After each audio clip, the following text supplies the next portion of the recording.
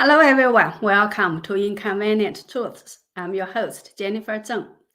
Do you know that the CCP has set up police stations in over 30 countries? And do you know what the CCP says about what was its most powerful magic weapon that enabled it to defeat the Kuomintang and win its power in China? Today, I'd like to discuss these two issues, and hopefully we can learn some positive lessons from this. Recently, Safeguard Defenders, an NGO headquartered in Spain, released a 21-page report titled 110 Overseas Chinese Transnational Policing Gone Wild. 110 is China's national police emergency phone number, similar to 911 in the US. According to this report, the CCP has set up police stations in over 30 countries, and these police stations virtually play the role of policing Chinese nationals in other countries, and they violate the international rule of law and may violate the territorial integrity of third countries involved in setting up a parallel policing mechanism using illegal methods.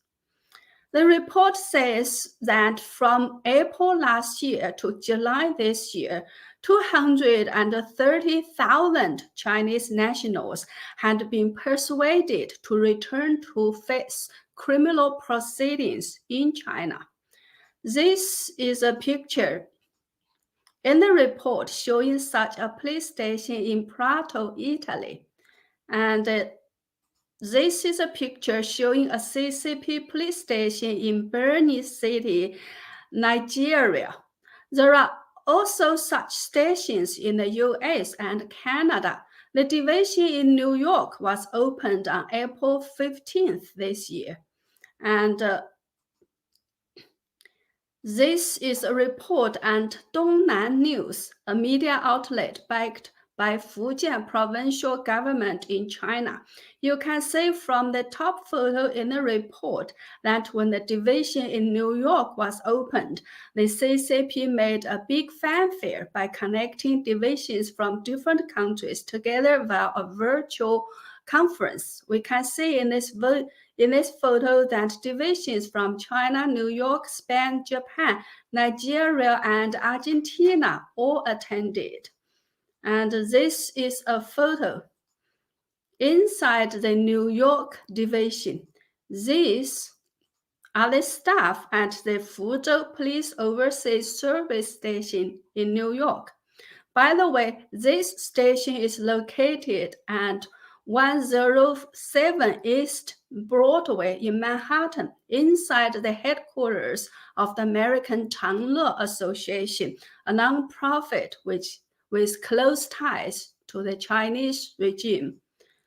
According to the investigation of the Epoch Times, the CCP also has police service stations inside this supermarket and 2537 Wanden Avenue, Scarborough, ON, Canada, and this building, and 220 Royal Crest, Markham, ON, Canada.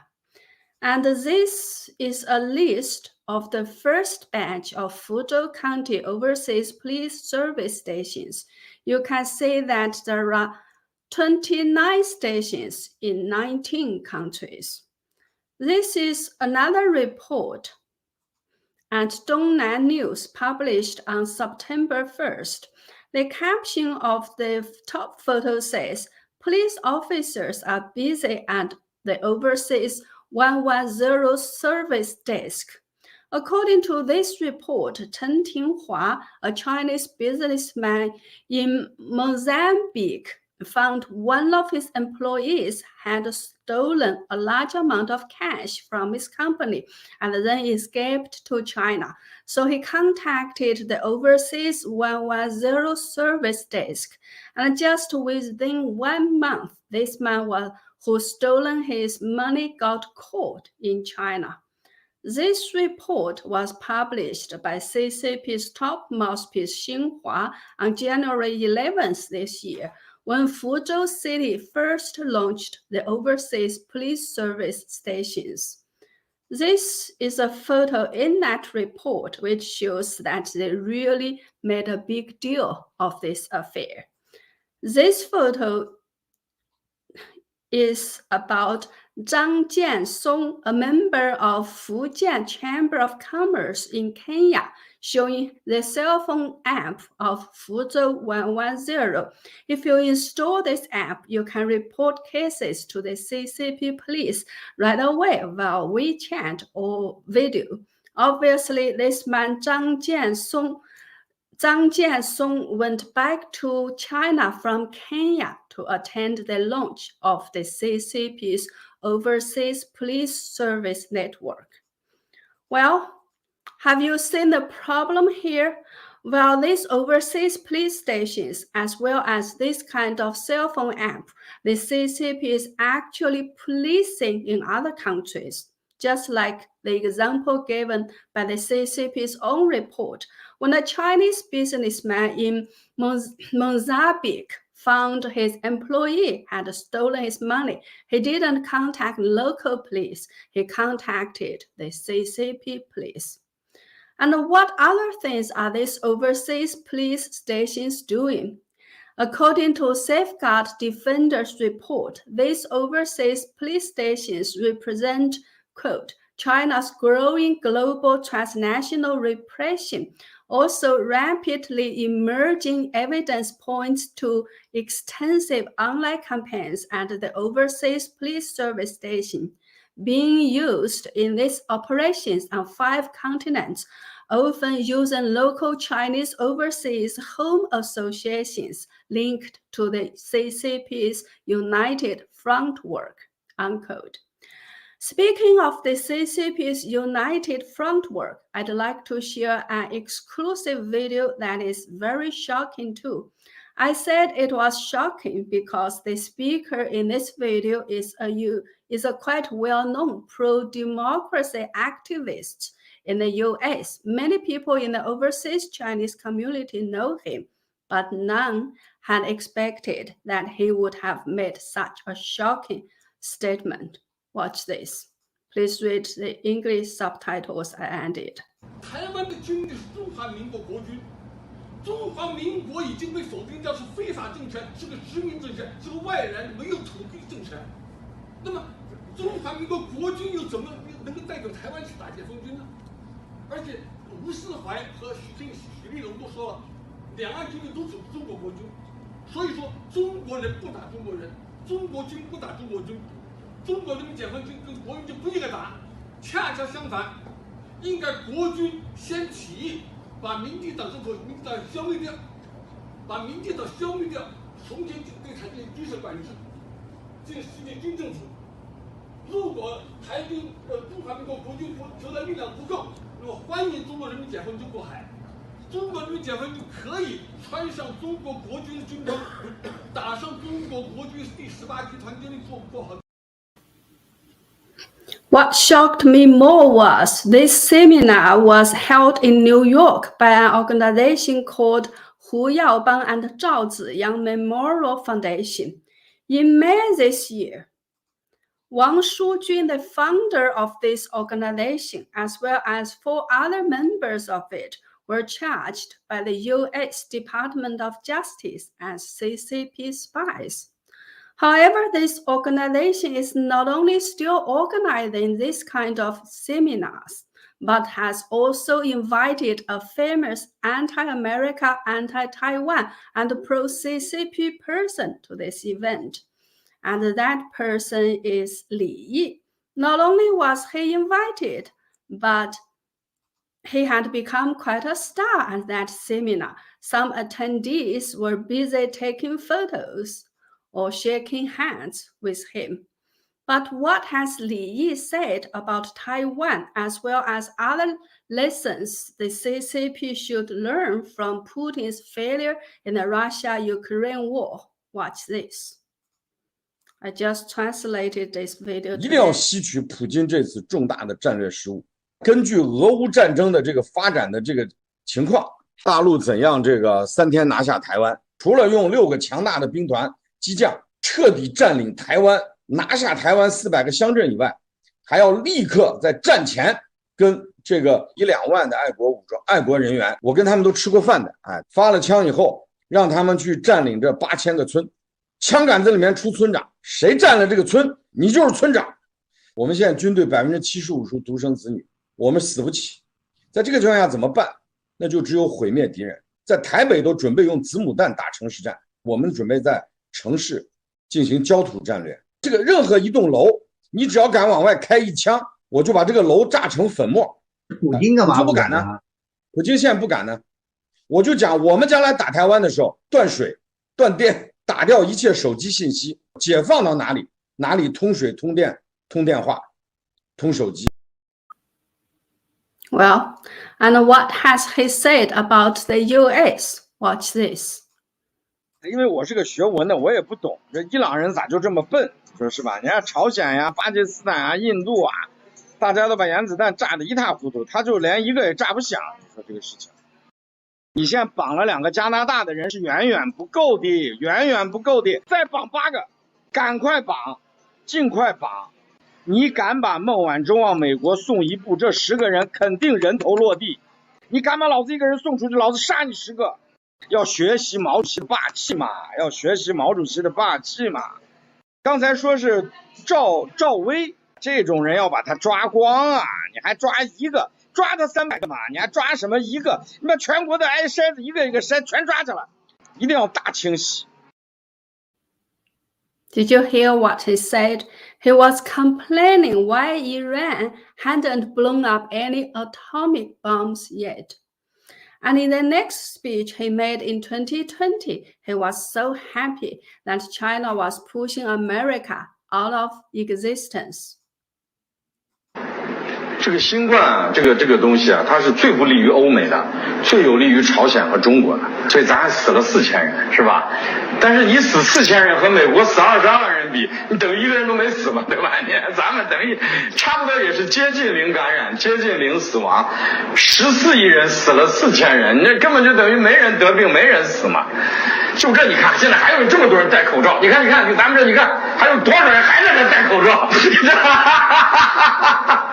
哎呀，我刚从美国回来上个月，哇，真是回来我都懵了，这么多人还在戴口罩。在美国大家都在吃喝玩乐，你只管死人，我们照吃喝玩乐。哎，这中国你看，中国经济，全球经济，中国现在一枝独秀，中国超过美国时间提前了，2027年没有问题，美国活不成了，美国活不成。我现在再讲一下，就是在座所有的人，我们不是你们14亿中国人几乎都认识不到这一点，不是中国在整，不是美国在整中国，是我们把美国逼得活不下去了。Well, the following video was translated by GTV, which shows Li Yi saying something like the CCP should prepare to fight a big nuclear war against Taiwan as early as possible. It doesn't matter if all the 23 million Taiwanese people die out.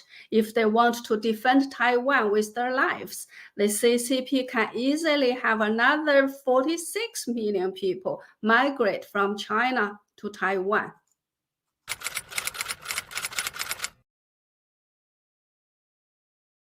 关键是大陆要做好早打核战争武统台湾的准备，准备后天早上开打的时候，你今天上午派个专机把两岸和平统一协定送到台湾。我认为明天下午告诉他，最后期限是明天下午5点半。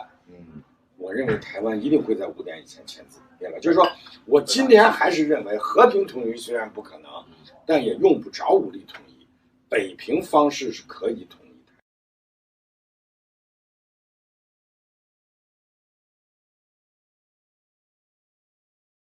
我是这样设想的，就是说对大陆来讲，最坏的结果就是台湾当局、台湾军队2300万台湾人民，这个被统一如宁死。我坚决不被你统一，我就是2300万人给你干到底。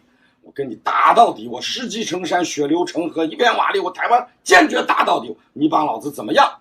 我从这个谈谈我的看法啊。是，假设你听我说，你不是立场，这是我瞎说的，这是我瞎说的，我是这么想，我刚才讲过了，大陆现在14.1亿人，14亿多1000万，对，台湾2300万人，大陆的经济是台湾经济是大陆的5%，那么大陆军队有多少咱不算了，台湾军队也不算了。我们设想，大陆有人有很好的设想，比如说以王洪光将军为代表，说3天拿下台湾，都用不了1天2天就拿下。当然也有很坏的。我在5月14号见连安友教授，连安友教授就是说，他认为2周拿不下台湾，起码要4到8周。我说我做一个最坏的设想，12周拿下台湾，打烂台湾。我想这么说一句很不想说的话，是这样，就是说对大陆来讲，现在打烂台湾，重建台湾，轻松愉快，小菜一碟。大陆基建能力强得很。然后你说大陆台湾人死了怎么办？大陆有14.1亿人，台湾现在2300万人，大陆移民4600万人到台湾，也是个小菜一碟。所以就是说，你现在就是台湾。Well, this may be a little bit off the topic. What I really want to talk about is how far the free world should allow the CCP to go in terms of infiltrating and even directly policing in other countries. Let's watch another video from New York. In order not to violate the copyright of some music in the video, I have taken off part of the audio in it, so it may sound a little weird. 1、2、1、1、2、1、1、2、1。When I shared this video on Twitter and asked why, when the CCP is even banning Christmas in China, should we allow the CCP lovers to celebrate the CCP's National Day in New York? Someone said, quote, because we are a free country and we have a freedom of speech. We don't have to like it, and I don't, but we cannot ban speech, especially political speech, just because it offends us. That would make us like the CCP. So who is winning the argument then? Unquote. Well, I must admit that this comment sounds very reasonable and makes a lot of sense. But on the other hand, the fact is the CCP has been taking advantage of the openness of Western societies to gradually infiltrate and gradually exports its people, its value, and its way of doing things to Western countries. And now it is policing in other countries. Isn't this a direct violation of other countries' territory and sovereignty? So where are the boundaries? I don't know the answer. If you know, please leave a comment and kindly let me know. What I do know is after the CCP took power in China and when they tried to sum up the reasons why they were able to defeat Kuomintang and win the battles, they came up with 3 most important magical weapons, and they were written into textbooks for students to learn. I learned them as a child as well. Actually, we must memorize all this to pass our school exams. So the 3 most important magical weapons of the CCP are 1. United front work, 2. Armed struggle, and 3. Land revolution. You see, The United Front work is listed as the #1 magic weapon, exactly because of the CCP's United Front work. Many officials and military officers inside the Kuomintang became the CCP's spies and always sent the top secrets of the Kuomintang to the CCP. Sometimes, as soon as an operation plan was made, the CCP already knew it. How could the Kuomintang not lose the battles? And even Song Ching-ling, the wife of Sun Yat-sen, known as father of the Republic of China and eternal premier of the Kuomintang and the sister of Song Ching-ling, was absorbed by the CCP and became a CCP's secret member. You know, Song Mei-ling was Chiang Kai-shek's wife, and Chiang Kai-shek was the chairman of the national government of China in the 1940s, and the one who tried to eliminate the CCP but failed. One of the important reasons for his failure was that he was betrayed by his own people at many historically critical moments. The CCP has been very good at corrupting its enemies from within. Will Taiwan and the international world learn from the historic lessons? Again, I have no idea, but I do hope they will. Well, that's all for today. Thank you so much for watching. If you like my content, please subscribe to my channel and spread my videos, or go to my website and jenniferzengblog.com. Sign up for a membership or make a donation to show your support. Thank you. See you next week. Have a nice weekend.